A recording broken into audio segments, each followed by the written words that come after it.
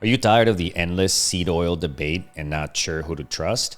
My name is Andre. I'm a private chef for the world's top athletes, celebrities, and people who rely on food for longevity. And today I'm going to end this unnecessary debate with two simple arguments that would help you make the right choice for yourself. First, let's remember that humans evolved our sense of smell for two reasons. One, for reproduction, and two, to detect what is safe to eat. Essentially, to keep us safe from eating things like rotting meat, contaminated water, and potentially poisonous or dangerous things. So that in mind, let's compare these two types of fats, starting with the one thing that the industry never wants you to think about, which is how these oils are actually made. Seed oils are not pressed like olives. They're not gently extracted. They're industrial products. So to pull oil out of something like a soybean or canola or corn, you need extreme pressure, high heat, and chemical solvents. One of the most common solvents is hexane, which is a known carcinogen. Now, the industry claims that it's removed at the end, and maybe it is, I don't know. But even if it was removed perfectly, this is the part that doesn't make sense to me. If something requires degumming, bleaching, neutralizing, refining, and deodorizing before you even consider eating it, that tells me something very important. My nose and my sense of smell would never accept it before it goes through that insane process. This is the part that nobody talks about, because once you understand it, the entire debate collapses. Now, on the other hand, are saturated fats. These are the fats that we have been eating for the entire history of humankind. Animal fats like tallow, lard, duck fat, butter, and coconut oil in tropical regions are all saturated fats, and they are stable, they don't oxidize easily, and they don't break apart into harmful byproducts when heated.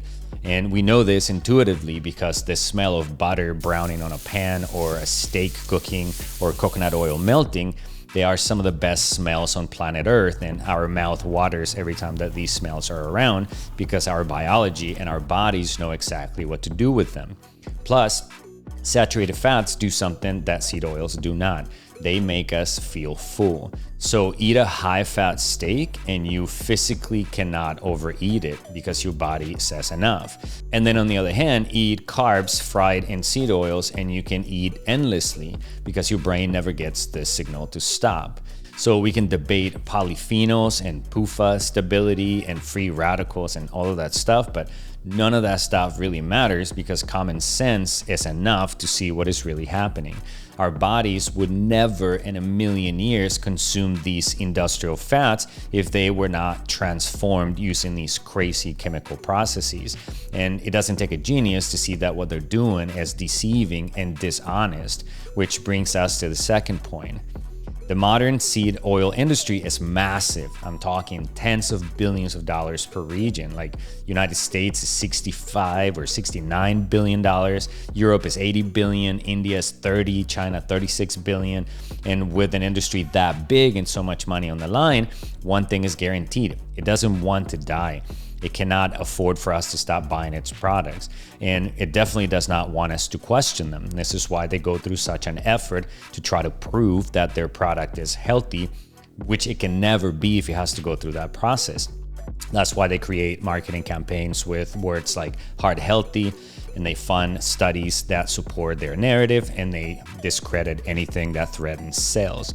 But the good news is that the solution is much easier than we think. We don't need government oversight to fix this. We just have to use common sense, and we just simply stop buying their products. Or we don't, if you think that what I'm saying is crazy. But my position is very simple. Saturated fats are good for human biology. Seed oils are not. Not because of a study, not because of a trend, not because of fear, but instead because one requires a chemical industrial process to exist, and our bodies would never eat it unless it goes through that process, and the other has been part of our diet since the beginning of humanity. So that being said, I'm not trying to convince anyone of anything. I'm simply sharing the logic that I use as a longevity-focused chef, and this is what I see work for my clients. They stop eating industrial fats and they feel better.